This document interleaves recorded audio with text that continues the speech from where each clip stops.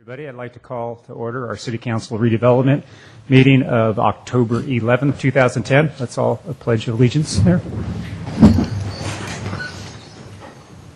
Pledge allegiance to the flag of the United States of America and to the republic for which it stands, one nation, under God, indivisible, with liberty and justice for all.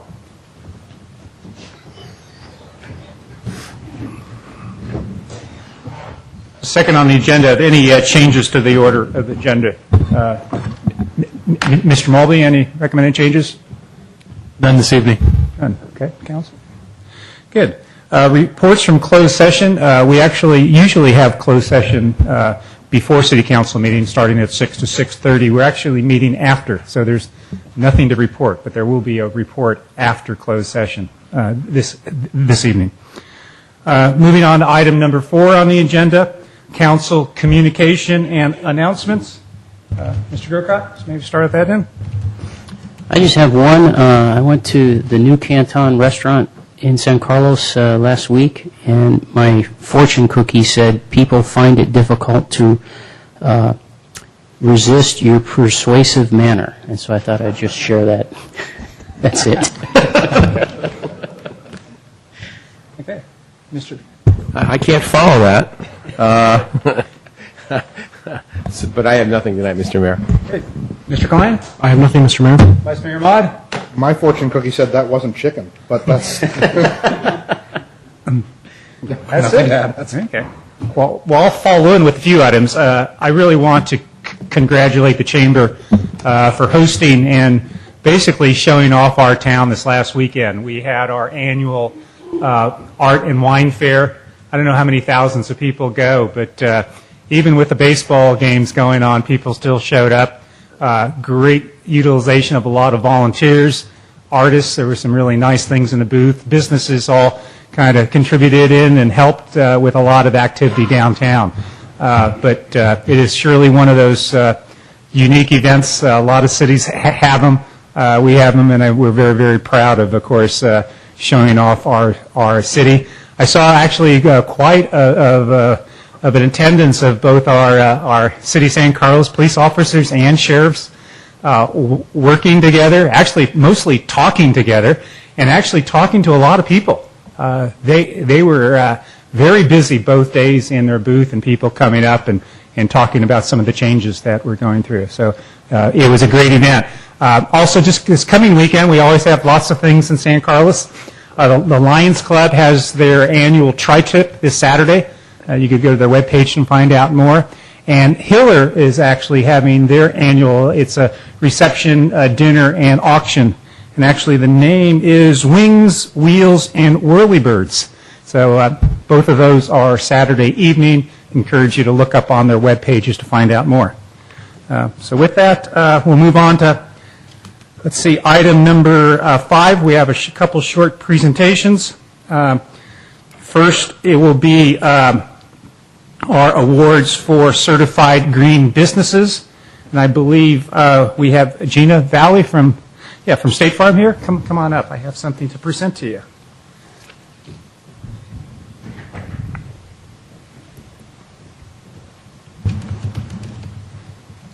Gina, welcome. I've been in town 31 years, and I recognize your name so many times. I know we've met a few times, but you have been in town longer than that, probably? About 10 years, okay. Well, I see your name all. I appreciate the services you.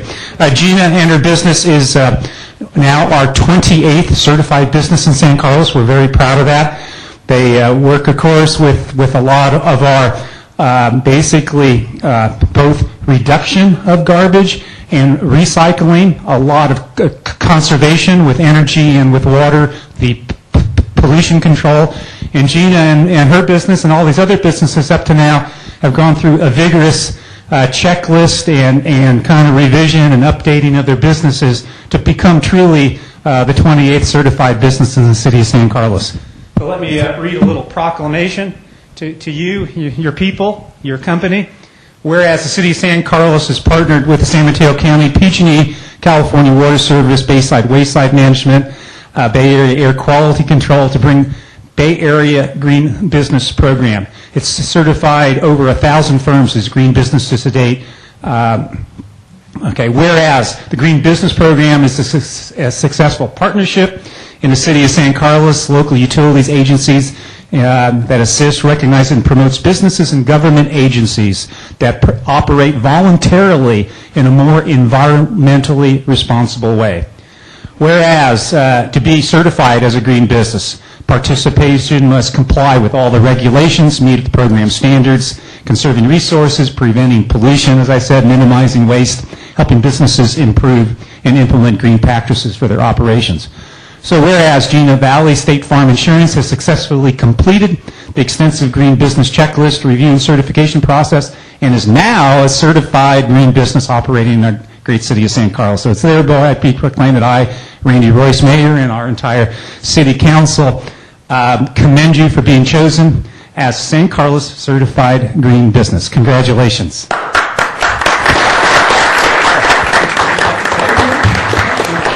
Thank you very, very much. Okay, and next, second is also done on stage here. And we have Frank. Come on up. I've never called you Mr. Harrington, but I've always called you Frank because everybody knows Frank in the city of San Carlos. Several years of service. Most recently are what we call COS, or Community Officers Programs Services in the city of San Carlos. But Frank is on Laurel Street many times. You'll see him on Old County Road. He's always walking. Sometimes he's on the phone. But the most important thing is after years of service as a police officer and actually working originally in the sheriff's office, he has dedicated a lot of his time, and time is really the most precious thing we have, to the city of San Carlos, and has given freely of his time and his skill sets to basically when people come and turn onto Laurel Street or San Carlos Avenue, there's usually this guy dressed like this, walking, and you see him, and it really does make an impression. It's a really good feel. Safety is so important to the people of San Carlos, and it's not the police department. It's the people like Frank that make this happen. So we have a frame around the proclamation we're going to give you because there are a few years involved. So let me have that right here. And so it is my honor to commend Frank Harrington for his 35 years of service to the San Carlos Police Department. He has served numerous roles in law enforcement, beginning at the Sheriff's Office in 1965, where he's faithfully served the community of San Carlos by putting himself in harm's way numerous occasions in the protection of the community as a reserve police officer from 1970 to 1990. And whereas he's graciously donated his time as a community service officer from 1995 to 2010, where he spent much of his time spreading goodwill, assisting citizens, and argumenting the police department with his friendly and helpful nature. He's received countless awards from the community, including from the school district for night security duties, recognized police chief assistance running security detail for Vice President Al Gore in 1986, and the International Footprint Association in 1997 for his selfless dedication of the community, to name a few. And where, during his 35-year career in San Carlos here, he continues to dedicate himself to public service, having been in the face of San Carlos in the streets, recognized for his humanistic approach, kindness, and overall commitment to the city of good living. And so therefore, I, Randy Royce, Mayor of San Carlos, and again, entire City Council, would like to commend him for, and let me read very slowly, I think these 4 words really talk about you, Frank, for his countless hours of unpaid public service, his dedication, his commitment, and his loyalty to the city of San Carlos. Congratulations.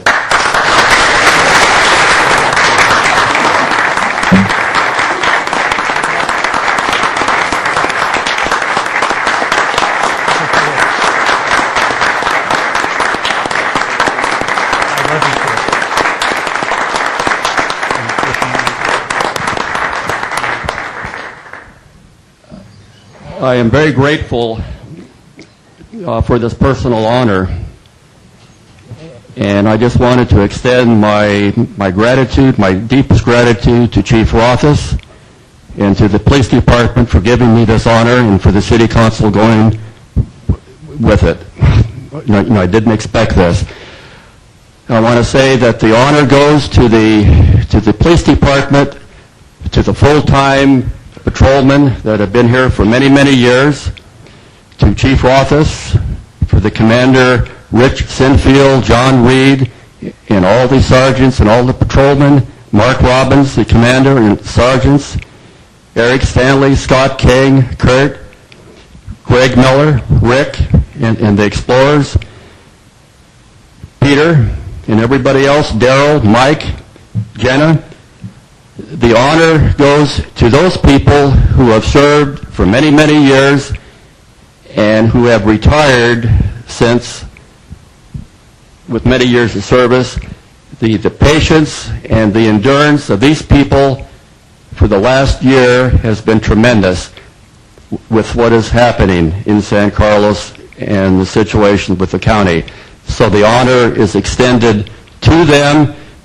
The city council and the mayor and everybody should honor these people who have had the patience and the endurance to go through this. And I wish all those that I've mentioned and everybody else good health and a great time with this new endeavor. And I really mean this. And I hope to have, just for the record, I hope to give another 10 years starting November 1st. That's my goal. So we'll see what happens. Thank you so much. Thank you, sir. Thank you very much. Great. I really appreciate that. And thank you for your family. I see them in the back row there. You guys should be congratulated, too. Thank you. Thank you. Okay, thank you. Thank you.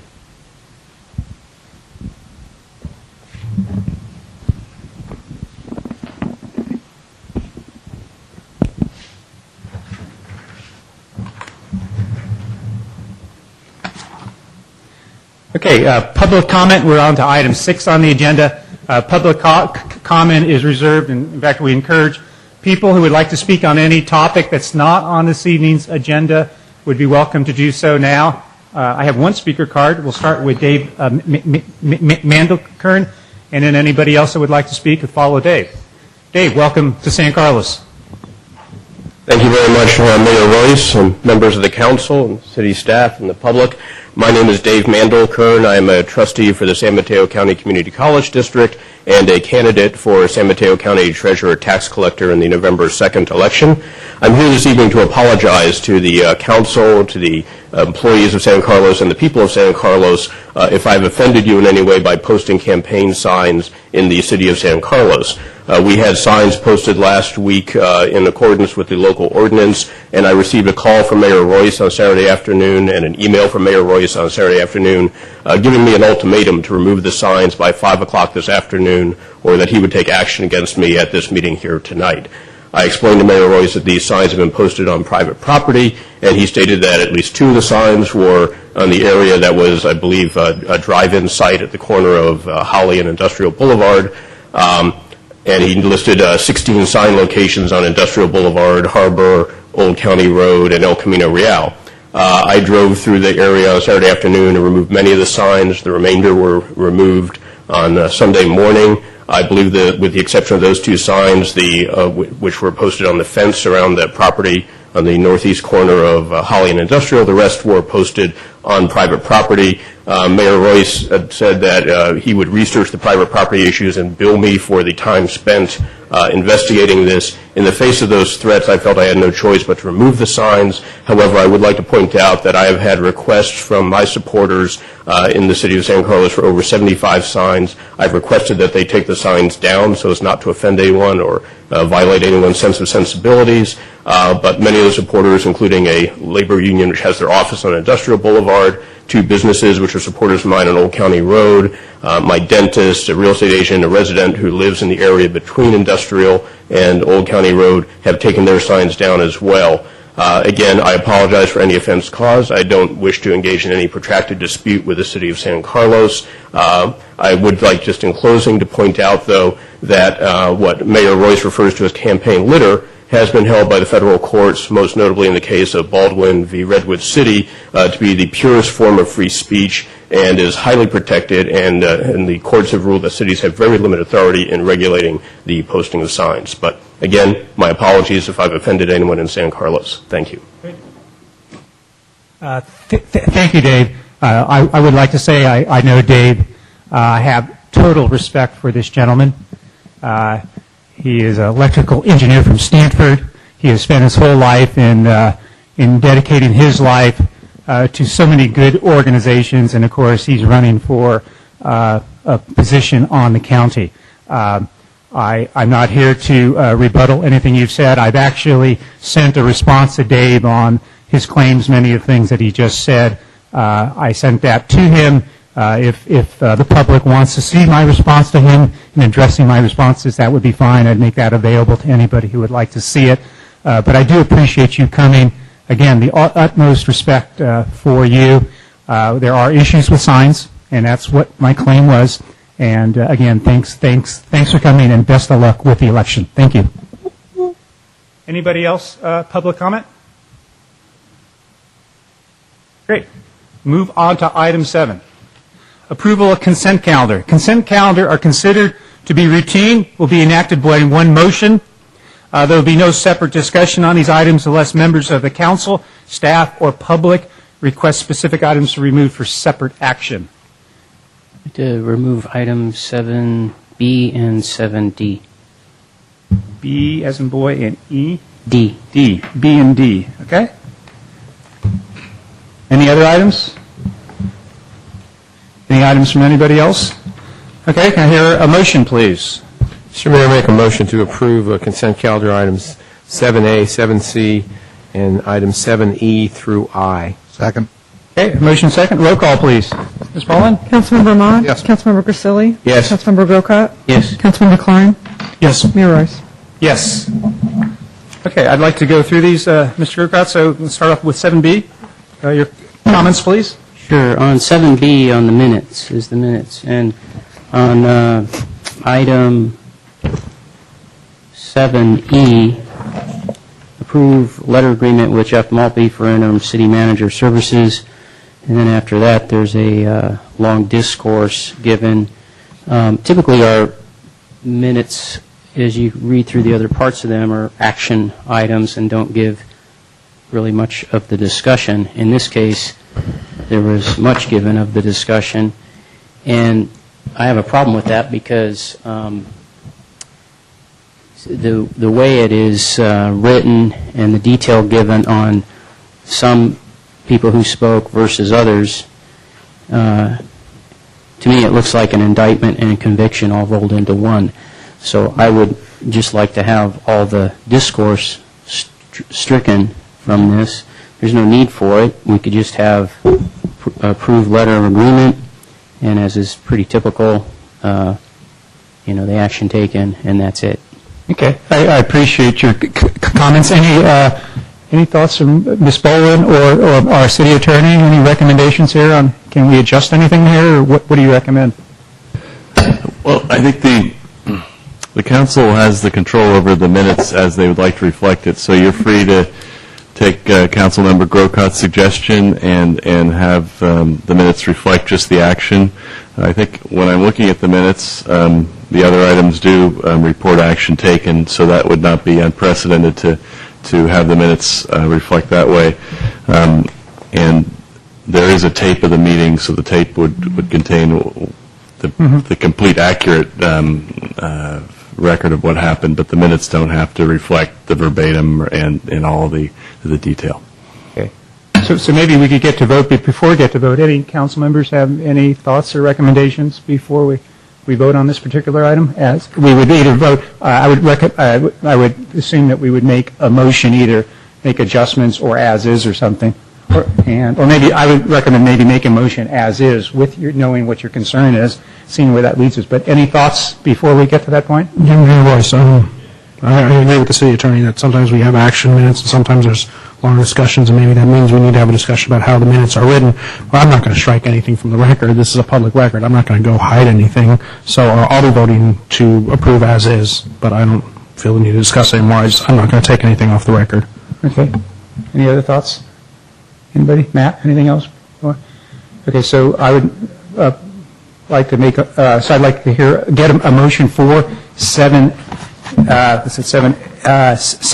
as is. Mr. Mayor, I move to approve consent calendar item 7B as is. Did I hear a second? Second. Okay, I have a first and second. Roll call. Ms. Boland? Discussion. Oh, wait, excuse me, let's have discussion before we vote. Yes? Mr. Grocott? So these items that are on here, as I said, the comments by one of the members of the public, Bruce Rinaldi, simply says San Carlos outlined his thoughts regarding the interim city manager agreement with Jeff Maltby. Doesn't really give any color to what he said. But when it goes on to Councilmember Grisilli, Councilmember Klein, Councilmember Ahmad, and Mayor Royce, twice it gives comments by the mayor, and then some continuing comments and comments by the city attorney, gives the color of the discussion. In my comments, I made many more comments than simply what it says here. Responded that he felt the decision was made to spend the public money and felt the public has a right to know and believed it was a reportable item. I said much more than that. Mm-hmm. I talked about our municipal code and whether or not I felt we followed it and some other items. And since then, I've done some research on the Brown Act. And do you know there's things in the Brown Act that actually state from past cases that salary raises are not to be discussed in closed session. They're supposed to be discussed and determined in open session. I want to make sure, Mr. Grocott, I want to make sure we stay on the topic of the motion of approving the minutes as written here, please. Right. The fact that even this item was on the consent calendar, meaning there was no intent to have any discussion unless the item was pulled, gives further indication that a decision was already made and there was no plan to have any discussion on the item outside of closed session. And again, when I look at the Brown Act, that's not what it says. And there's comments in here. The reason I bring this up is there's comments in here that say, basically that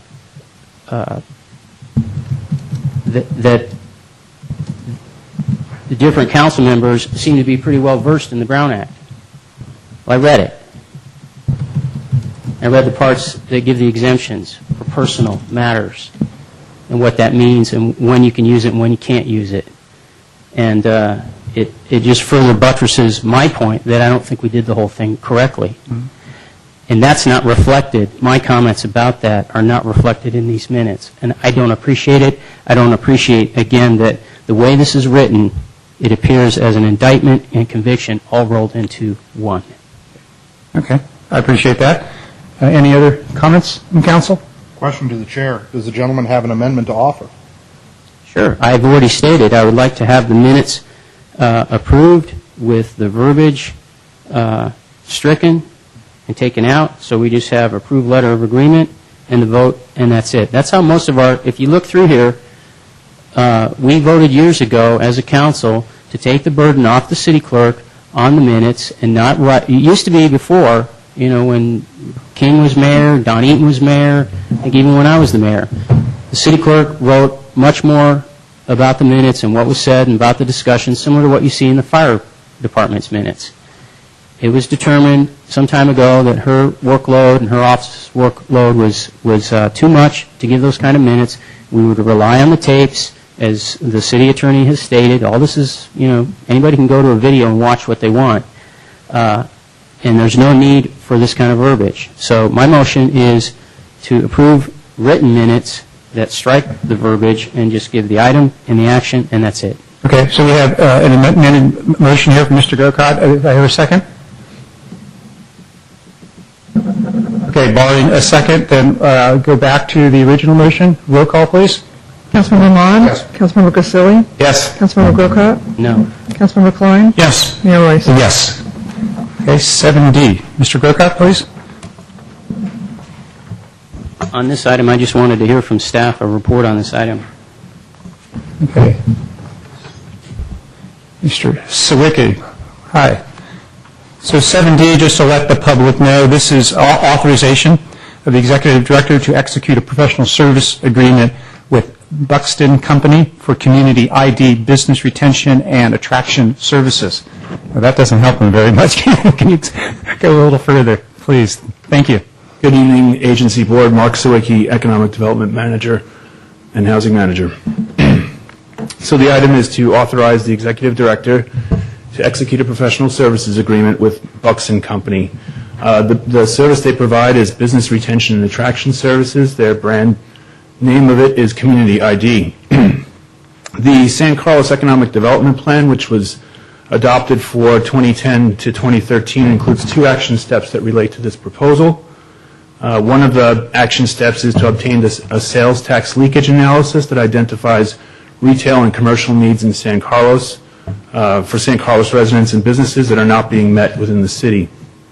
A leakage analysis gives the Economic Development Department the ability to figure out what types of businesses it should be trying to recruit to fill identified gaps. Another action step is to create customized recruitment packages informed by that leakage analysis and the branding and marketing research that we've done, and target specific businesses and industries. The unique service that Buxton provides is they take that leakage analysis, they figure out what the profile is for San Carlos, and they match it up with what retailers are trying to provide. Retailers use the exact same information to figure out where they should locate their operations.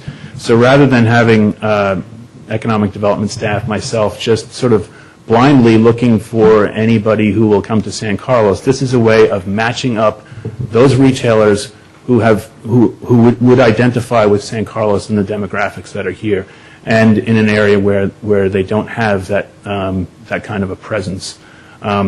Buxton has done this for many other communities. They are also provide this for retailers. They can arrange for that link up between cities and retailers because they have the relationships on both sides. They're also highly recommended from a number of other cities. My counterparts in Concord, Cupertino, Livermore. I've spoken to staff there. They're very happy with Buxton's service. Great.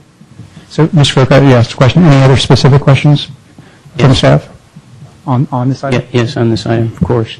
Please.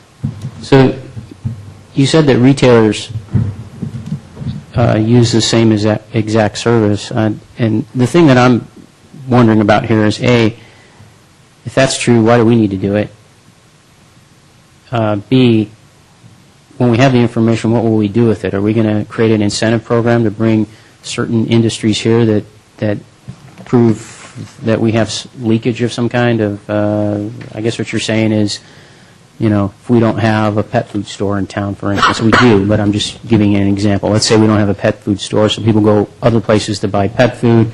We got a lot of people in town who want pet food, and, okay, so now we know that. Mm-hmm. What are we going to do?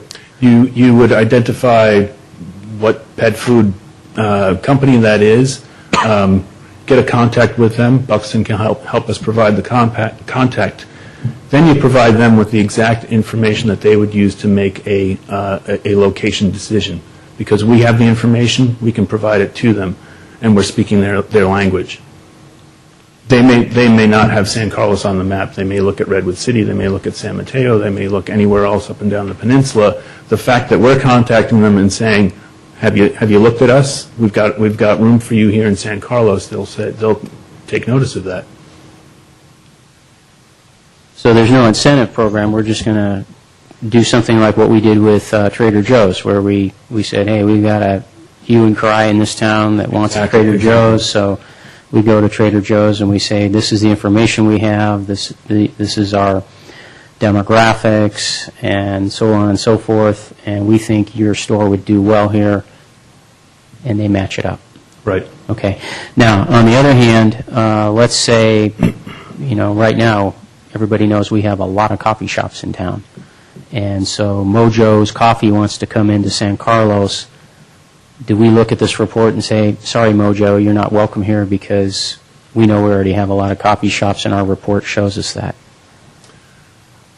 I don't think we turn away any business, but Okay. we definitely would not be out recruiting some firm where we have a surplus rather than a leakage. Okay, so this more has to do with what your staff might do in terms of rolling out some welcoming material. Correct. Okay, and then the last question. It's also, Yeah. sorry to interrupt. No, that's all right. It's also actually very useful for retention. If we have a firm that they don't think they're doing very well here, they think they might leave, if you can show them that there are customers for them here, you can actually use this information to help them market themselves to those customers. That's another thing that Buxton has helped with. And it makes the companies that are already here operate better. Okay. And then the last question I have is, there's no information in the report that shows, Mr. Royce has often talked about performance evaluation. And there's not anything in here that shows us that if we spend $45,000, that we'll get a payback of $90,000 in 2 years or something. I mean, something to that effect. What are we getting for $45,000? I think the greatest determinant of the payback is how much you use the information. In fact, that's one of the things that one of my colleagues at another city told me, that some cities buy the service and they don't do anything with it. And that's what's really, she uses it on every sales pitch. So that's what's most important and gets a lot of bang for the buck for it. And then another question I just thought of, and this will be my last question, is this seems like something that either the Chamber of Commerce could work on alone, or at least they ought to be in concert on this. Has there been discussions? What's going on there? The service that's provided is that the information that we get through this service, we can make available to businesses, and we can make that available through the Chamber of Commerce. And in fact, Dave Bouchard, the Chamber CEO, was at the EDAC meeting when this was discussed, and he thought, this sounded like a really great service that he thought the Chamber could take advantage of. Has there been any discussion with the Chamber since that meeting? Not since that meeting, no. Further discussion? Okay. All right, those are my questions. Great, thank you. Actually, I have a follow-up, if I could. And I should add, there's also a representative from Buxton here if you had any questions for Could them. she perhaps speak to that issue? She may not have any hard data about performance, but if she could even give us something that's a story line of, some results that she's seen, that would be good. You might be able to tell, I'm wavering on this item, and I need to be convinced. Okay. This is Lisa Hill from Buxton Company. Hi, welcome. Good evening, Mayor, Honorable members of the council. My name is Lisa Hill. I'm the Vice President of the Community ID Division for the Buxton Company.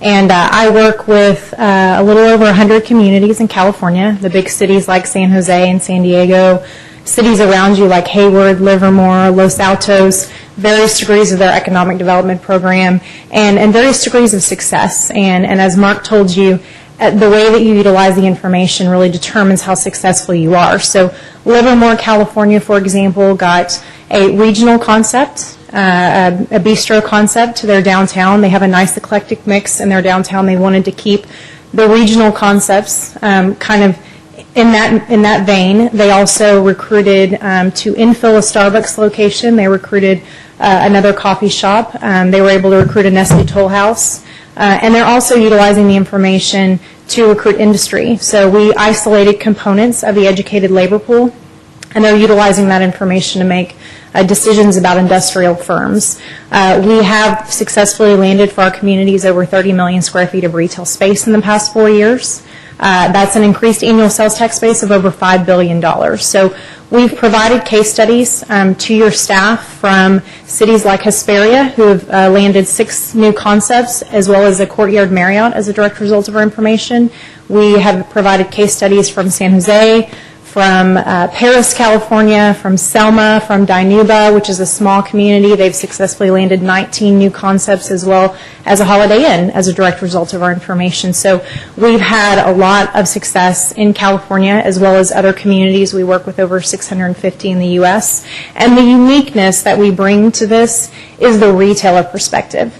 We work for retailers over 2,000. We work for Bass Pro. We work for McCormick & Schmick's, Tommy Bahama, Hugo Boss, Walmart, California Pizza Kitchen, and those retailers utilize our information to answer where should we be. We want to understand the heart of our consumer base, so we understand strategic location decisions. We want to understand that consumer base, answering the question of who is my consumer, how can I increase the value of that current consumer, and how can I reach out and touch other consumers who are similar to that consumer base, and that's what we do in the retail industry. Now, the benefit for you is understanding at a very granular household level, up to 75,000 individual characteristics, 8 people per household, updated every 8 weeks, and we are Experian-only U.S. partners, so we're looking at credit card swipes, grocery store reward cards, a number of indicators that we give away about ourselves as consumers. The advantage for you is you now understand what retailers are looking for that complexion of core consumers, your complexion of core consumers. We're doing homework and we're running filters. We're looking at retailers that are currently expanding in your region of California in the next 2 years. We're looking at whether or not they currently put stores on the ground in markets like yours. Retailers are not pioneers. They want to know, have we ever done this before and was it a success? We identify the core consumer base so that we can help that retailer understand there are enough core consumers to support an overperforming store. Then we filter based on square footage requirements and a number of different things. So it gives you the ability to directly target retailers that fit. Does that answer your question? Yes, it does. I guess I'm feeling a little dismayed because you have a good presentation, I can tell, and I bet you have a good presentation that you could have put up on the board here and shown our community, and instead we have an item on the consent calendar. I think this is exciting, but I think it's something our community should know about and buy into and not just be a consent calendar item. So I'm glad you're here and glad you made the presentation that you did. Thank you. We're glad you showed up here. Thank you very much. Let's hear a motion then on 7D. Mr. Mayor, I move approval of item 7D from the consent calendar. Second. Okay, first and second. Roll call, please. Councilmember Mon? Yes. Councilmember Grisilli? Yes. Councilmember Grocott? Yes. Councilmember Klein? Yes. Mayor Royce? Yes. Okay, we're on to item 8, our reports to council. We have one talking about transition to sheriff's office and then a second on sidewalk dining. So we'll start on 8A, report from police chief on police department transition to county sheriff's office. Hi, Chief.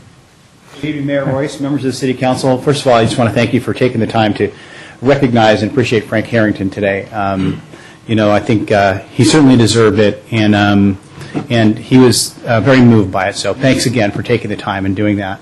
We have the staff report with a written update on all the things that we've done. Just a couple things to add, and since the staff report has been written, that's happened. One the mayor spoke about earlier, which was the Art and Wine Fair. We had our booth out there. We worked well with the deputies. It was good for them too. I mean, they were able to see this community for what it was, and they were impressed with this community. So it was a good experience for them. I did another presentation today to the Kiwanis Club during their lunch meeting today, and that went really well. They asked a lot of great questions. And again, we continue to make these presentations. I have another one at the White Oaks Neighborhood Group on Thursday night. And what we're finding as we make these presentations is that people walk away, generally will approach me after them saying that they appreciate us taking the time to come out. There's a lot of things about it they did not understand. And I think the presentations are helping to clarify some things and helping to get people to understand what this contract is, what it isn't, and how this will work. And then lastly, we're just very busy, meetings all the time, every day, full calendars, going 100 miles an hour, because the date's just about 3 weeks away. So that's it, and I'll take any questions. Well, thank you. Thank you for the frequency of your updates there. This is getting to be part of our agenda, which is good. I like that. Questions? So I have Comments? a couple. Mr. Klein? Mr. Royce. Chief, it says here that the department is in the final stages of completing the physical and psychological examinations for sworn personnel. Correct. Do you know how much longer that's going to take? We're done. We just finished the psychologicals today. Okay. And then the physicals, we are like maybe, I think there's only 1 or 2 people that have to take 1 or 2 portions of the test. So we're like 100% done with psychs and 98% done with the physicals. Okay. Then I also have a question where you talked about the uniforms in the report. You gave us an example of what the police cars are going to look. Are the uniforms going to be exactly the deputy uniforms that we saw at the Art and Wine Fair? Or are they going to be a hybrid of the two? No, they'll be exactly like what we saw at Art and Wine Fair, which is basically for my uniform, I don't have to, I can wear the same thing I'm wearing now and just change the patches out, and the badge will look the same, but if you read it, it'll be different. But Okay. our uniforms will be the sheriff's office uniform. Okay, and they're almost identical from what I know. Almost identical. All right, and then my last thing is, in this community outreach, it shows that you got yourself, the Mayor Royce, Sheriff, and Sheriff Monks did a videotaped presentation that can be shown on the television station and the web, and maybe this is a question for the mayor. Do we know when we're going to put that up? Greg, do we know when we're going to put that up? No, we don't, but I'm going to find out when we're going to put that up. The sooner the better is what I'm thinking. I think it'd be a great asset for us to be able to point people to a website and say, hey, you can take a look. This is, the three heads of what's going on. Okay. Okay. Thank you. Those are all the questions I have. Thanks a lot, Chief. Okay, thank you. Ron, any other questions? Mr. Grocott? I just have a question in terms of, it doesn't have to do with necessarily the transition, but just for my sake, the council's sake, and the sake of the community, a question about the way the department operates vis-a-vis crime, because in your staff report to us that comes in our newsletter, there's been some exciting things that have been happening, unless you're a criminal. And those are really good things, and I just want to know that those kind of operations will still take place, that we're not going to get some kind of different direction from the Sheriff's Department, that you'll still have a say in how we police our community and the emphasis that we have in trying to infiltrate different kind of crime rings and so forth that think they might be able to get away with something in San Carlos. I just want to be sure that those priorities will stay in place. Right, the way the sheriff really wants to set this up is consistent with what the council wants, is that's a chief that is responsive to them and the community. And so he has told me in meetings that I've had with him, is his expectation is that, this will be very, I'll have his full support on the one hand, but it'll be very autonomous on the other hand. When we make decisions, we make operational decisions here that are in the best interest of the community, that are desirous of the goals and ambitions of the city council. And it's going to be much more community focused. And so the short answer is yes, we'll continue to set priorities based upon the priorities of the community and the councils and the complaints that we receive from the community and that sort of thing. Well, thank you, Chief. And again, I just want to commend your department for things recently that we read in our newsletter on some of the arrests that you've made. It's exciting stuff. Thank you. Thank you, sir. Good. Any other questions? Great. Well, thank you very much for your Thank you. report. We'll see you next time. Okay. Second report is on sidewalk dining. Mr. Riley, you have a short report for us, sirs? I really don't have anything much to add. You didn't bring yogurt or ice cream with you on the sidewalk? No, that sounds like a good idea. Giants won, by the way. Pretty good. This is nothing much more to add to what the written presentation is, but just to sum it up a little bit, about 3 or 4 months ago, you looked at fees, and one of the fees you had questions about was what is charged for encroachment permits for sidewalk dining in San Carlos. We talked a little bit about branding and marketing and business retention, and sidewalk dining, I'd say, is part of the brand that you have here, part of what it makes San Carlos what people recognize and cherish. Right now, we have kind of a minimal policy here. We just basically charge a one-time fee, $239, to allow that to happen without a whole lot of follow-through or inspection or requirements. It's just basically safety requirements. When we surveyed other cities, there was a range of policies. Redwood City essentially subsidizes the program. They charge $10 as a one-time fee, and basically to try to get it going, try to get that activity going.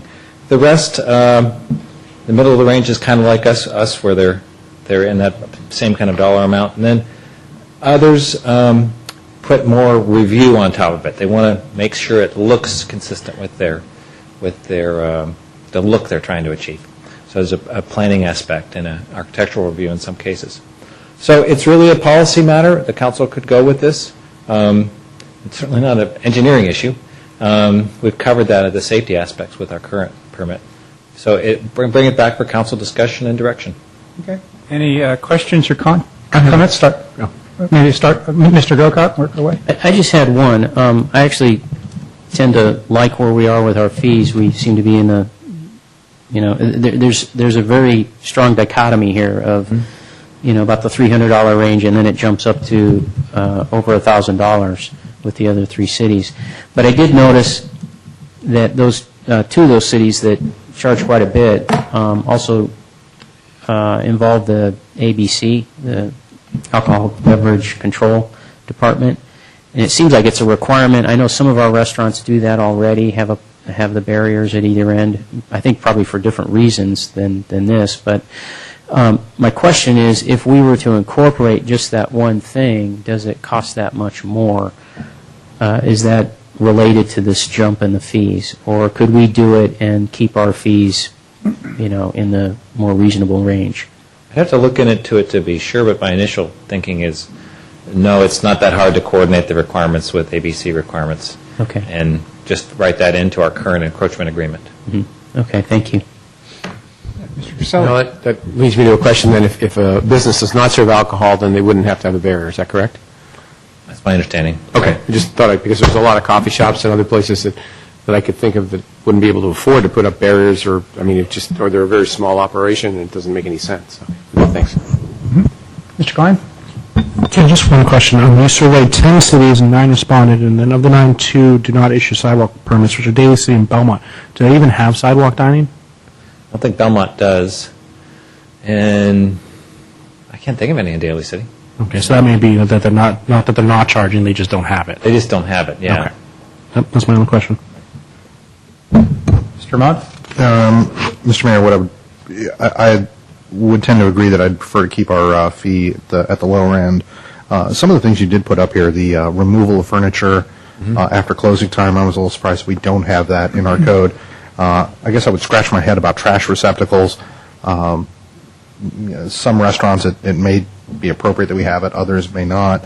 And the other one that I was curious about was the certificate of insurance, that apparently we don't require that right now. I think that does make sense, that if you are going to have taking up encroachment on the sidewalk, that you should have some additional insurance to cover liability for things like that. So with those small tweaks, I kind of like where we are. Okay.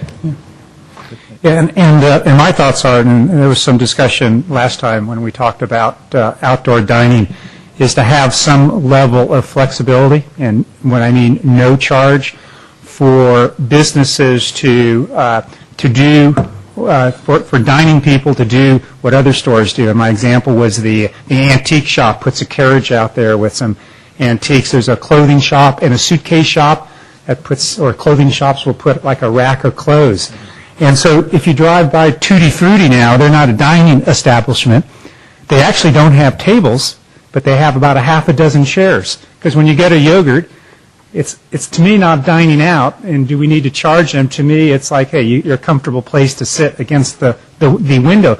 But more importantly, when you drive on San Carlos Avenue or Laurel Street, if, like the pizza place, if there's one table with 2 chairs and people are eating pizza, that's how you advertise. And to help small business, to me, the one table at the pizza place or the 6 chairs at the Tutti Frutti is our role to be business friendly and try to help them. For people that come, we have a lot of people coming in from out of town that don't walk and they drive, and they're looking for that. So to me, it's more advertising.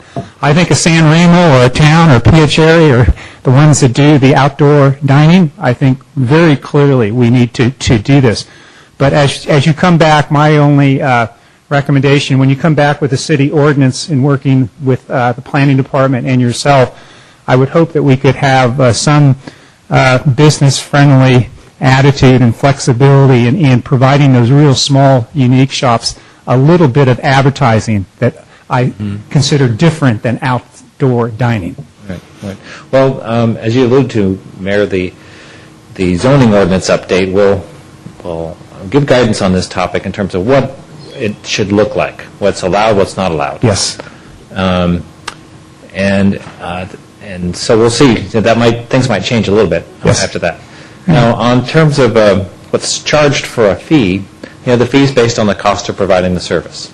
And it's pretty much the same amount of effort to work with the Piacere versus the pizza place with the 2 tables, because basically it involves we're going out there and looking at it, into an agreement, having them sign the agreement. It's just a couple hours of work to just do the paperwork. So if the council wanted to subsidize that fee for smaller businesses, that would be a policy option available to you. Okay. So let me ask you a question. So the antique store that puts a stroller out with a few antique items, they're not a dining establishment, they don't pay a fee? They're But does the building department go out and see how much stuff they're putting in front and how close it comes with the brick line? Yeah, So I'm not buying your argument, I'm sorry. right now they're prohibited from doing that unless it's in an alcove. Like if it's in an alcove behind the sidewalk, they're allowed to do that. You saying they are not allowed to do that? In an alcove, they are allowed to put out merchandise. So how about the antique store and the luggage store, they do that. So is that not? I think it's in an alcove, I'm pretty sure. Alcove? Yeah. Okay. Now, we don't have an active enforcement program, Sure. But I'm just saying, they're inspecting those sites too, was my main point. So here's a little bit of, it's a subjective review here on some of the stuff. Okay. Do I understand, Mr. Mayor, that this is going to come back for some further? So you were just touching base with us on this. Yeah. So I think when Mr. Wild brings this back, I think your item is worthy of discussion. And I just wanted to provide that so when you come back, we actually talk about that and we'll see where council goes with it. You'll see the zoning ordinance next year, actually September is I think when it comes to. We'll look at the fees before then, next May or so. So that's, I think, when you would see it again. I suppose what you're directing us to do is bring back some options that would let you create a subsidy for smaller encroachments if you chose to. Good, that'd be great. I have one last question. Mr. Wild, I brought this up the last time, and I wanted to bring it up again. Is there anything in the encroachment permit where it talks about not blocking the sidewalk? Yeah. We do have issues with that. I understand that I'm taller than your average person. I'm not much taller, but my wife is much shorter than I am, and she has issues walking down the sidewalk past certain restaurants. And so I'm thinking about people in wheelchairs and other issues like that, where they are taking up a great deal of the room on the sidewalk, or they have overhangs that are clipping people in the head. Right. Is there an issue? Is there something we can do about that in the permit to make it a much more stringent? The permit requires 7-foot clearance above the sidewalk. Okay, I'm not 7 feet tall, and I'm getting hit in the head, so. So they're violating their agreement then. And let me know. We'll go out with as resources are available and remind them of what they're required to do. Okay. Sounds good. Yes, please. Then when you bring this back, would there also be some item in here for, if maybe you get one violation, but if the staff has to come back, then you pay some kind of, at least for the time and effort of your staff going out there, a fine that covers costs. Yeah. The way it is right now, it's written right now, is basically you lose the privilege if you have to come out more than once, I think. Oh, well, that's a much better stick. Yeah. Whoa. Yeah, that's pretty strict. Okay, great. Well, thank you very much. Great. Okay. Those are our two reports. Moving to unfinished business, Agenda 9, we have a 9A, 9B. 9 considers parking at Laurel Street Park, and 9B is part of our strategic plan update. So with that, let's start with 9A. Mr. Weil, this is consideration adoption of ordinance number 1423, amending San Carlos Municipal Code, amending section 10.32.224 regarding parking at Laurel Street Park during farmers market, and repealing section 10.32.228 regarding suspension of parking time limits during the holiday season. Nothing further to add to the staff report, Mayor. No issues were discussed last council meeting, and I think we put this on this portion of the agenda since We it had was a split vote. good discussion last time on this, 9A. Any questions of staff or comments from council? Mr. Mayor, I'd like to make a motion to adopt the ordinance number 1423. Ordinance of the City of San Carlos, amending the San Carlos Municipal Code, amending section 10.32.224 regarding parking at Laurel Street Park during the farmers market, and repealing section 10.32.228 regarding suspension of parking time limits during the holiday season. Second. Okay. Roll call. Councilmember Lamont? Yes. Councilmember Grisilli? Yes. Councilmember Grocott? No. Councilmember Klein? Yes. Mayor Royce? Yes. 9B is consideration of approving amendments to the city's strategic plan as 6-month objective matrix. Rebecca, welcome. Thank you.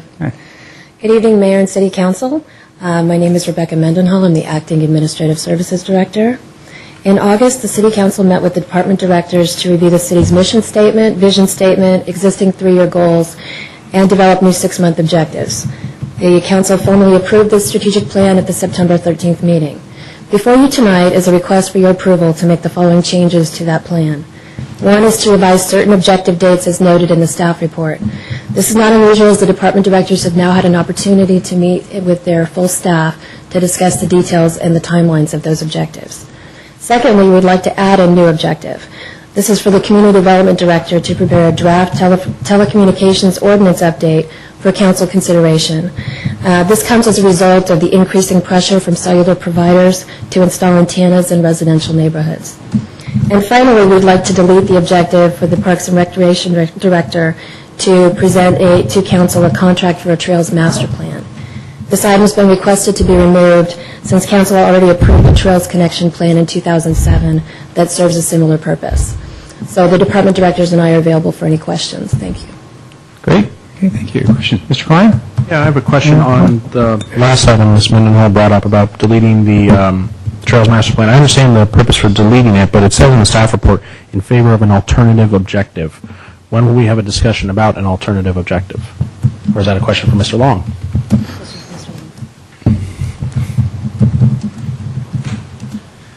We'll be coming back to council for a mid-year adjustment in the CIP capital improvement projects, and at that point we'll be requesting funds for those alternative objectives. Okay. That's my only question. Great. Thank you. Any other questions? Mr. Klein? Go on. Mr. Mott? Yeah, I was just... Back to you? Yeah, I'll come back, yeah. Mr. Grocott? I wanted to hear from staff about item 6 and why the delay on that item.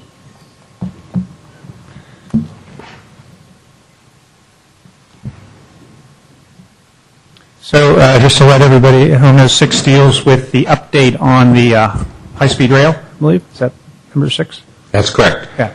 Thank you, Mr. Mayor and members of council. Brian Moore, Assistant City Manager. To answer Councilmember Grocott's question, there are 2 developments that are coming up in the next couple weeks that we thought would make the report to council much more interesting. First of all, the high-speed rail engineers at HNTB, that's the company that's doing the actual design, and they're about 7 to 8% done now, is developing a series of what they call schematic drawings, and this is to give the cities and the public and others a better understanding of what some of the design alternatives look like.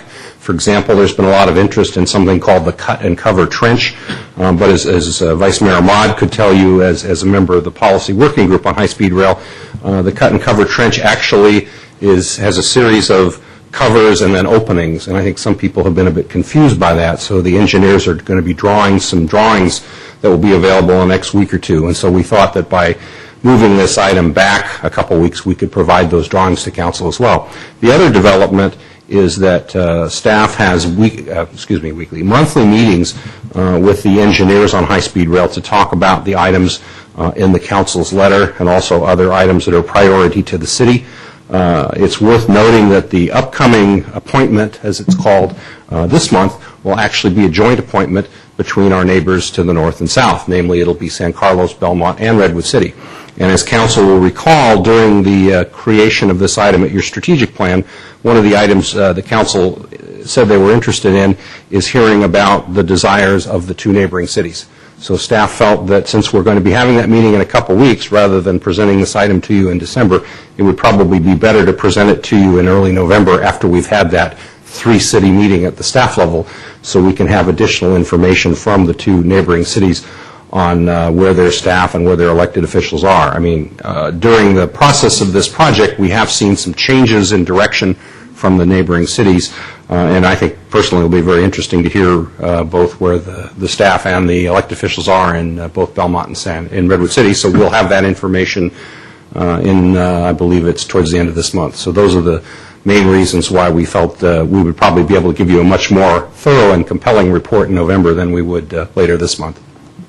You keep saying in November, but this says to change it from November 1 to December 1. Right, and I think that on all of these items, we typically have the date so that if it slips, there's one more meeting. So right now, I think, if I remember this correctly, we have this scheduled for the first meeting in November, but in case it moved to the second meeting in November, we would still be able to meet it by December 1st. Okay, I see what you're doing. All right, very good. Thank you. Okay. Great. Through the chair. Mr. Mayor, the other point that is going to happen with the, especially for item 6, I haven't talked about this publicly, but one of the things that I'm doing as a function of the Caltrain board is I'm actually going to be walking the tracks from San Francisco to San Jose. So one of the things is that I'll be able to at least look at the people on the dais and say... Is this the side of the track? Yeah, hopefully not in the middle. But at least be able to say that I've been able to see every inch of where the train is going and do some measurements also to say if cut and cover comes in, this is how much it has, this is how much throughput people have. So there's a question that'll be hopefully answered there. But I did want to go to item number 5, Mr. Mayor, the deletion. What I would prefer to do is actually, if we could put this as a pending, so it's still on our plan, and I understand that there's going to be a revision that we'd like to talk about in the next several months. So I'd just like to keep this as a particular item. No action would be taken, but let's keep it as pending so we realize that we do want to do something with it down the road. Okay. Okay. Any other comments? I'm confused by that because what staff just told us is that they already have a connection plan, and that's why they're taking this off, because they don't feel like they need this. So let me ask Mr. Long, just to follow up. You had mentioned you wanted to do a follow-up on how you were going to deal with a follow-up on this plan, correct? That's correct. And it says that there is, the strategic plan calls for a recommendation for a master plan. And after doing some research, I realized that there's probably no need for a master plan. There is a need for an alternative plan, which would be kind of a trails development plan, which would identify specific projects within the Trails Connection Plan that would be more appropriate. So the term is Trails Development Plan? Yeah, so a master plan would kind of identify where the trails are going and indicate where the connection plans. We already have that information. Okay. So at this point, we're going to identify some of those trails that are being planned for development. So we need environmental review, design, and possibly money to create those trails. So what you're saying, just to clarify, we're taking it off the strategic objective, 6-month objective, but you're on the hook for coming back to us on your alternative proposal. That is correct. Okay. And that'll be part of the CIP plan, the mid-year review. To that, if I may, Mr. Mayor, I have a question because something that had come up earlier that I brought back to the council from the county BPAC meeting is that we are remiss in having a good pedestrian plan for the city, and I'm sitting here wondering if those two might be intermingled, or does it make sense just to keep them separate and deal with them separately? I think at this point it makes sense to keep them separate. Okay, very good. Thank you. Okay. Okay. Through the chair, I have another item that I didn't notice in here, and it's something that we've talked about as a council. I wonder if we should add it in so that we can track it just like everything else, and that's the electronic, the dais policy or whatever we're calling it for use of electronics from the dais by the council. Yeah, so Mr. Moore, you want to report on that? This is, we have a subcommittee of 2 council people to report back soon, I think, on electronic access. Correct. I believe that particular item is scheduled for the first meeting in December, and staff is doing initial research, and then we're going to run it by your council subcommittee. But, yeah, the council certainly, if you wish, you can formally add it to your strategic plan. Yeah, I would appreciate that if we just plug it in so we can follow it like everything else. You guys okay with that? Yep. Yeah, okay. Good idea. We'll add that in. So you make a motion. Let's do it with that addition. Can I hear a motion?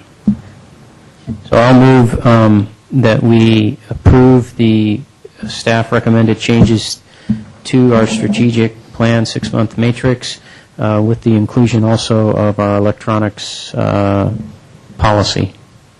Good. Here's a second. Second. Okay. Roll call, please. Councilmember Mod? Yes. Councilmember Grisilli? Yes. Councilmember Grocott? Yes. Councilmember Klein? Yes. Mayor Royce? Yes. Okay, that takes us through unfinished business. We have 2 items on new business, which are the last 2 items on the agenda, other than closed session items. The first is consideration of a loan to the redevelopment agency, and the second is recording of our fire board meetings. So that's 10A and 10B. Let's start off with 10A. Consideration of the city loan to redevelopment agency of net proceeds received from the sale of property at Holly Street and Industrial Boulevard, which are going on right as we speak here, I guess. Good evening again. Mr. Sawicki, please. Good evening again, Honorable Mayor and City Council. Mark Sawicki, Economic Development and Housing Manager. This past Friday, we closed on the sale of the city-owned property at Holly and Industrial to In-N-Out Burger. We received proceeds into the general fund of just north of $1.5 million. 10 months ago at City Council, Council discussed options for use of the sales proceeds. Council members had expressed interest in having the proceeds invested in a manner that provides a long-term revenue stream to the city. Staff had recommended that the proceeds be loaned to the redevelopment agency to achieve council's desired result of long-term revenue growth. A loan to the agency would allow us to invest in economic development initiatives that are expected to generate significant long-term growth in property tax, sales tax, and potentially hotel tax, and to carry out other redevelopment plan goals and objectives. Staff is recommending a loan of 26 years, interest only for 16 years, followed by 10 years of amortizing principal and interest payments. The reason we choose 26 years is because that's the remaining life of the redevelopment agency to collect property tax increment and repay the general fund for the loan. Staff recommends an interest rate of 7.6%. We looked at the historical average of capitalization rates, which are what are used by real estate investors in investing in property. It's also comparable to the minimum rate of return for a commercial real estate loan. Along with these parameters would result in annual interest payments of $114,000 for 16 years, followed by 10 years of payments of $219,528 to retire the loan over the last 10 years. Cumulative interest income would be more than $2.5 million that would accrue to the general fund over that time period. I'm available for any questions. Questions? Mr. Gaselli? Mr. Sawicki, I'm sorry, I do have one question. In light of the fact that the state has last year sort of, how can I put this politely, stolen our money from the redevelopment agency, by putting money into the redevelopment agency, is that at risk? In other words, if we don't have any money, they can't take it. But if we have money, do you see where I'm going here? Yes. And I don't believe it's a great risk because it is a demand note. The city can change the terms of that note at any time and demand repayment to the general fund. There's usually some pretty good advance notice that the state is interested in taking the money. Okay. What the state is actually taking is tax increment money that's flowing to the agency, not necessarily money that the agency has borrowed. Not to say that there aren't other agencies that had spent that money and still had to pay the state back from other borrowings or take it from their housing fund. So there are a number of other alternatives. We actually lent money to the agency to make that payment this past year. Okay. Well, I'm just concerned the fact that you see where I'm going here. All of a sudden we do this and it seems to make good sense, and all of a sudden somebody takes the money and now it can't be repaid because it isn't there. So, okay. Thank you. And if I could ask a question there, usually I'll go last, but it relates to Mr. Gaselli's question. So remember we discussed last time, if you could clarify, if we ran into a situation where the funds were still available in the redevelopment agency, we did this, it's in the redevelopment. If we had a need, we found a piece of property, great deal, that we want to buy for $15 million, it's worth this, or it has a lot of value for us, and we want to do it. What is the procedure, or is there availability to move funds back the other way? Yes. You are both the agency board and the city council, so you can amend the terms, you can have the loan repaid, and go do that. Good, that's what I remember hearing. Great, appreciate I have a follow-up question to that, and that is, We're all kind of working together. just to dig into the details a little bit, because I'm in agreement with Mr. Royce, and in fact, I'll make one other comment about that. These are unprecedented unprecedented times that we're not likely to see again anytime soon, depending on how long this period lasts. But property is to be bought right now. It's a buyer's market, of course. And if we could find property adjacent to one of our parks to expand our parks, or a large enough piece of property to add an additional park, we all know from other reports that we're way low on the acreage that we should have for a city of our size. So I know that's something that I'd be interested in seeing us pursue and look for. Now, let's say, as Mr. Royce suggested, we found such a deal and we wanted to move on it quickly. The procedure for us to buy property and have money available versus getting that money and making it available from the RDA back over to the general fund, what is the timing on that? And then further, you've indicated some uses that could be good for these funds. Is there any tie-up to, strings attached with those things? Only to the extent that you have committed to do something with the money through the redevelopment agency, and then it's no longer there. Now you're waiting for property tax increment to come back into the agency to repay or to build up enough to fully repay the loan. But since you're wearing both the redevelopment agency hat and the city council hat, you'll know when you're committing those funds. And at the time that you commit those funds, that's when you should say, is there another use of this money that we would prefer at this time, or do we want to invest it? The idea that we want to invest it with the agency to actually get a return on the money, not just that the agency is paying interest back to the general fund, but that we can increase property taxes and sales taxes, which are also going to improve the general fund and create more of a balance for the city to work with over time. Okay, and then a follow-up question. If we take action tonight, how soon do we start seeing interest payments? What's the time period on that? I think we were going to be doing annual interest payments, but that's we were sort of making it simple for the finance department to manage the loan. It would be simple interest and have it payable every year. Any other questions, comments? So, I just have one more just to follow up. A little bit related to everything that we're talking about, too. The only, this makes sense in a lot of ways. We just need to be careful, though, on how we view interest income. Interest income, I don't know what the amounts are, but it's pretty significant. We got $2 million, $3 million coming in over so many years here and there at 7.5%. To me, interest income is basically just keeping your balance sheet even with fair market value. That's what it is. If you got money in a CD or money in a house, of course, there's different returns where it varies, but generally, interest is the cost of the money and what you could earn for it in a marketplace. So, worst case scenario, if we didn't do anything in the redevelopment for 26 years, which we wouldn't do, but let's say we put $15 million there, it pays interest to the city, the general fund, and we just spend a little here and there of all that. Well, 26 years later, the redevelopment plans to do something. Well, if redevelopment had earned 5% per year over 26 years, it'd be $50 million. It wouldn't be 15. And what's going to happen, if it takes a long time, it's still worth nothing, and it has an eroding value.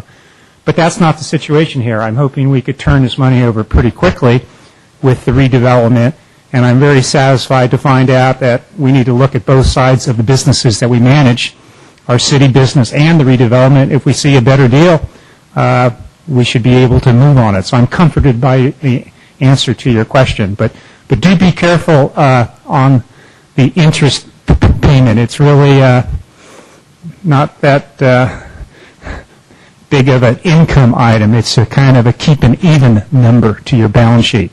It's not income, in my opinion, personal opinion. Of course, government accounting is different. So A little bit. I'd like to make a motion, Mr. Mayor, if I could. Sure, please. To approve City Council Resolution Number. City Council is 86 and RDA is 178. Like to separately, Mr. Rubens? That's what I'd recommend. Okay, City Council Resolution Number 86, Yes. 2010-86. Resolution of the City Council of the City of San Carlos approving and authorizing the execution of a loan and repayment agreement with the San Carlos Redevelopment Agency. Here, second? Second. Second from Mr. Klein. Roll call. Councilmember Ahmad? Yes. Councilmember Vasili? Yes. Councilmember Grocott? Yes. Councilmember Klein? Yes. Mayor Royce? Yes. Mr. Griselli, keep I'd going. like to make a motion from a Redevelopment Agency Resolution, I apologize, number 178. 2010-178, Resolution of the San Carlos Redevelopment Agency approving and authorizing the execution of a loan and repayment agreement with the City of San Carlos. Second. Okay. First and second, roll call, please. Director Ahmad? Yes. Director Vasili? Yes. Director Grocott? Yes. Director Klein? Yes. Chair Royce? Yes. Thank you, everybody. Thank you for that report.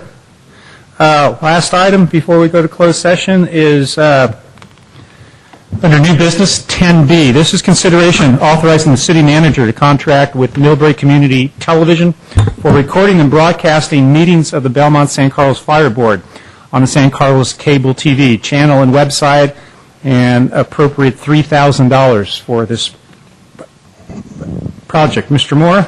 Thank you, Mayor and members of council. As the staff report indicates, at the last meeting of the Belmont San Carlos Fire Board, the board was presented with a letter from the Firefighters Union indicating that from this point forward they would be videotaping the meetings for purposes of showing them at a later date to their members. After the meeting, I had a conversation with the two San Carlos representatives, Mr. Klein and Mr. Ahmad, who expressed interest in having the city also videotape these meetings, presumably using someone like Millbrae TV so that the general public could also watch these meetings. This is a relatively low-cost item. However, from a policy standpoint, staff thought it was appropriate to bring it back to the full council since, as you know, at this point, the only board and commission that we do broadcast in the city is, in fact, the city council. The idea here would be to do this on a minimal cost basis, as you can see by the attached proposal. This is kind of a bare bones approach to things. For the 9 meetings that you'd have for the balance of the year, the cost would be in the neighborhood of $3,000. So that's the item. I'll leave it to your two fire board representatives to add any additional comment, and I'd be happy to answer any questions. Okay.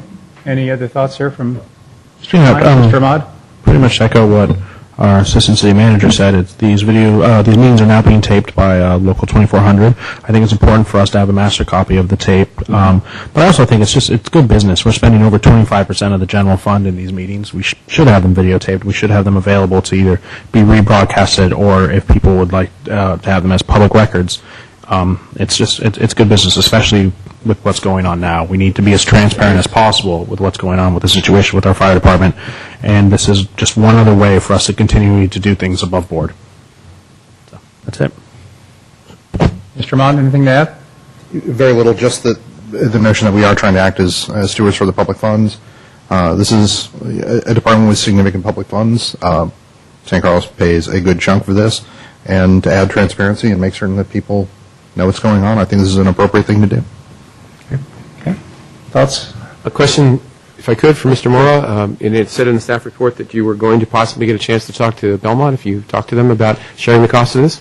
We have talked to the Belmont staff about it last week at the dissolution meeting that we had, but this was their first exposure to the idea, so we have not heard anything back from them. I don't know that they've had a chance, frankly, to raise it with their elected officials yet, but they are now aware of the concept, yes. So the concept then would be to tape every meeting, or just certain scheduled meetings? Every meeting. So having gone through this once before, where we were meeting seemingly weekly, if not daily, with some of our meetings, because of the last thing that we did 4 years ago, I think this item is going to cost a lot more than $270 a meeting, or should I say more than $3,000. It could possibly cost a lot more than that, because it could possibly be that there's going to be lots more meetings than just the scheduled meetings. I guess to Councilmember Griselli's point, that could occur. However, at one of the recent meetings, we did hear comments from both of the Belmont council members that they would like to keep the fire board meetings to a minimum, and they'd like to see most of the dissolution process happen at the city level and the fire department level. So I'm not personally anticipating more meetings, but again, I defer to the fire commissioners, and they may have more insight than I on this question. Of course, this is a dissolution. Last time we were trying to put it back together, so I appreciate the fact that certainly last time could have predicated a lot more meetings. If you're dissolving, perhaps there's no reason to meet because you've already possibly gone for that. Yeah. Well, and again, I think it also is a function, again, of this council and your direction to your commissioners. I mean, certainly the direction apparently that the Belmont commissioners have gotten from their council is to minimize the number of meetings. That could change, of course, as you point out, but right now that seems to be the direction. Yeah. Through the chair, to echo what Mr. Moore is saying, I see no reason to think that we're going to have more meetings as of now because it is a dissolution. There hasn't been an attempt by either side to go through what was done 5 years ago and to put it back together and to have all these multiple meetings. We've heard it's been echoed during the fire board meetings how the fire department is breaking up, and so we should only focus on running the department for the next 9 months and let the staff handle the dissolution, and each city should seek their own fire service provider after that. So I see no, and that's just now. It could change. It could, and I definitely understand if it changes, we'll definitely have to come back. I appreciate that, and I think your point's well taken, and I think you're probably right. But I just wanted to bring that point up. And the second point, though, to sort of piggyback on what you said, if it is going to dissolve, and we are going to have possibly even less meetings than more meetings, we're going to be discussing the fire department here. This is where the fire department's going to be discussed. That apparently the fire department is going to be not discussed very much at those meetings. So I don't know. Whatever. I haven't jumped on board on this one yet. I guess I don't know for whatever reason, but because I'm thinking it's Pandora's box that I know it provides it's 25% of our budget. I appreciate that, and that's a lot. And then, but isn't every decision that the Planning Commission makes, let's say when we get to some of the approvals of some of the larger projects that are coming down the pike, including even our hospital that's possibly set up, isn't that a lot of things? The precedents we set now. It's like, well, why shouldn't we be taking it? And again, this rhetorical question. No, well, no. I mean, that you're very right saying that. But the problem is no one's taping those other meetings. We are being taped now. So if we are being taped, it's up to this city to protect its council members who it sends in there to make sure we have a master copy of the tape, because you don't know where that tape goes. You don't know what happens to it. There is a possible you can splice things, you can do whatever you want. But if the council members are being taped, I believe it's the city has to protect its council members by making sure that we have a master copy of what is being said. Okay. Well, I see your point. Mr. Rubens, I'd ask you that question. What do you think about that? And I certainly don't want to put our council members at risk in any public meeting that they have, but all of us attend a lot of public meetings that aren't taped per se with audio or videotaped. They're audio taped. I know almost everything, like the sewer board meeting this morning that I was at. And so I guess my question is, what would be your opinion if you have one on it, or if there's a city situation that would, again, trying to protect the people that are on the boards? Well, I think the main difference here is that there is an outside organization that has provided notice that there will be taping the meetings. And I think it's important, staff has indicated it's important that the city, for its interest, have an accurate and complete videotape record of the official business at the fire board. In part, I think it is so council members know exactly what happened at the meeting, and the outside agency would be under no obligation to provide us with a copy of the tape, although the fire board would be under an obligation to provide a copy of that tape, or we would be required to provide a copy of the tape under the Public Records Act to make it available. So our tape will become, I keep saying our tape, but it's our tape, the city's tape. It's also a tape that's a public record, and that would be available for all the public to review. So basically, this is set up because of the fact that someone is taping, or is planning on, perhaps already has, started to tape with the fire board meetings. So if somebody came in to a planning commission meeting and said, I'm going to start taping all the planning commission meetings, this could come up again. That's possible. I think we should take it on a case-by-case basis. I understand. I'm just saying it could come up again. But the point is, I'm trying to get to the point here. The point being is that it's an outside group of folks that are taping, and therefore we want to make sure, again, as Mr. Klein said earlier, about the control of the tape, so to speak, so that the public record is the public record. Absolutely. Okay. That's the main point. Mr. Grocott? So I would like to actually hear from the chief on two things. Number one, I would question why this isn't being handled the same way a budget is from the fire department, that it goes to the board first, they get a review of it, make recommendations back to the councils or our council and Belmont's fire fire district board. Number one, and number two, if there would be any relief from Helen or anybody else attending the meetings, could we find, if we're going to spend money, could we possibly find some savings where Helen wouldn't have to actually attend the meetings but could transcript from a video after later on? So those are for the chief. Okay.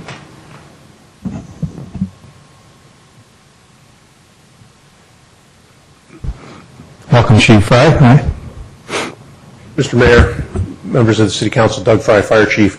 The answer to the second part of the question is I'm not sure that it would provide much relief for Helen to be there. Lots of the action that's taken is taped, and she goes through that piece. And as you've all seen, the minutes are exceptional in regards to the information she gathers from that.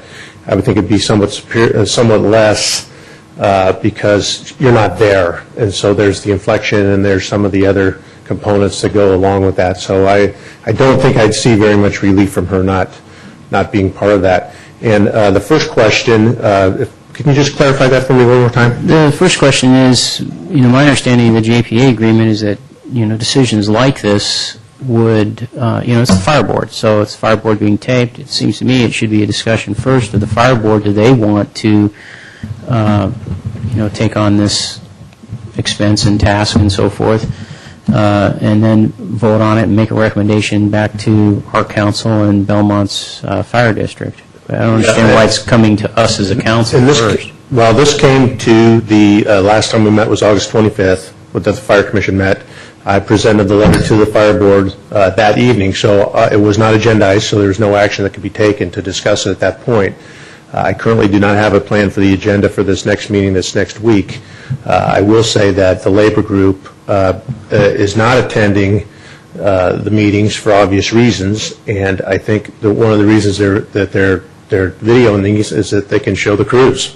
Mm-hmm. They want to be able to show them in the privacy of the stations or put them on the internet and deal with that. I don't know that there's anything more than that, but they are not attending any of the meetings, and so I think that it's more information for them more than anything else. Although Local 2400 has made reference to that, they're concerned and they also want transparency as well. So I certainly understand that piece. And just one follow-up question. It relates to what Mr. Griselli was saying about, and Mr. Klein about, our council members, the possibility of the tapes being changed and so on and so forth.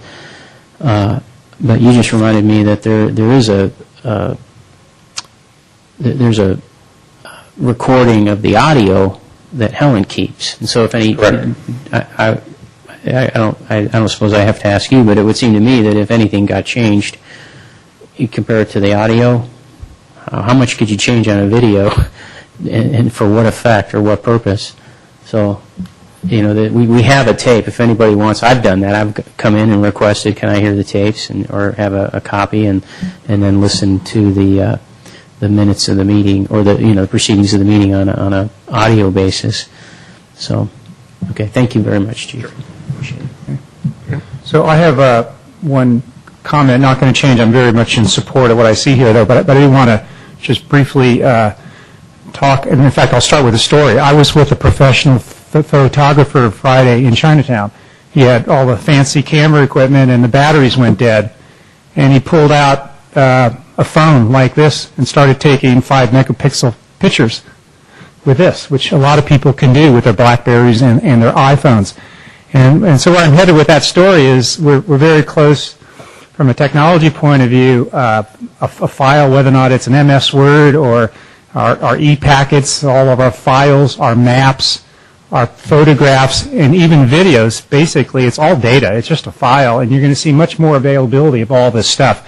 And the direction is the creator, the camera crew, and the editor are gone. You do it all. You just set it here and you push a button, and it goes 2 hours. And so I'm thinking, there's technology, there's products out there for $200 now. There are these flip phones with a microphone, and you set the flip phone. You don't even need a tripod. It's just you could set it. It records audio very well, especially with a microphone. It records video. It could be used at a planning commission meeting. We can make it available. But definitely, I think during this transition period, I'm not trying to save a few bucks because I do want to be visible. I want to make sure we do a good job. Maybe this isn't a good time to experiment. But that's why I'm bringing it out. Is this a time, just to make it simple and just cover ourselves with audio and video, high definition, good sound, or do we pay a little bit more and make sure it's done right? So I basically refer to you, what do you think, and I'm ready to move on with your proposal. I do want to bring it Mayor up. Royce, I completely agree that we need to get more innovative, but we have 8 days. So I think we go ahead with this, and then in the future we talk about ways to make things more transparent with the new technology out We there. could start and always change. Yeah, that's true. Oh, okay. You've answered my question. Then with that, then I will move for approval of item 10B, consideration of authorizing city manager to contract with the Millbrae Community Television for recording and broadcasting meetings of the Belmont St. Carlos Fire Board on the St. Carlos Cable TV channel and website. Appropriate $3,000 for this project. Okay, second on that? Second. Okay, roll call, please. Ms. Mullin? Councilmember Mott? Yes. Councilmember Grisilli? Yes. Councilmember Grocott? No. Councilmember Klein? Yes. Mayor Royce? Yes. Okay, that concludes the entertainment part of our council meeting. We are moving now, we just went through 10A and B. Item 11, we will be adjourning to closed session. We'll be coming back to this room, Mr. Rubens, and reporting on those in this room Yes, we will. at the end of closed sessions. Any overview you want to do on topics there to the public on our discussions? Well, I'd just like to make a few announcements about a few of the closed session items. Item 11A, there's a change in the labor negotiator who's going to be presenting. It's going to be Chief Fry rather than the listed person, Corradino. Also in the session under 11A will be Special Counsel Castman, myself, Jeff Maltby, Brian Mora, and I'm not sure if anyone else is going to be attending that session. Oh, and Rebecca Mendenhall is going to be attending. And then on item 11D, in addition to labor negotiator Mendenhall, it'll be Jeff Maltby, Brian Mora. Is Janet here? Janet Bowe, and then myself. And then on item 11E, the closed session will be with me as your labor negotiator.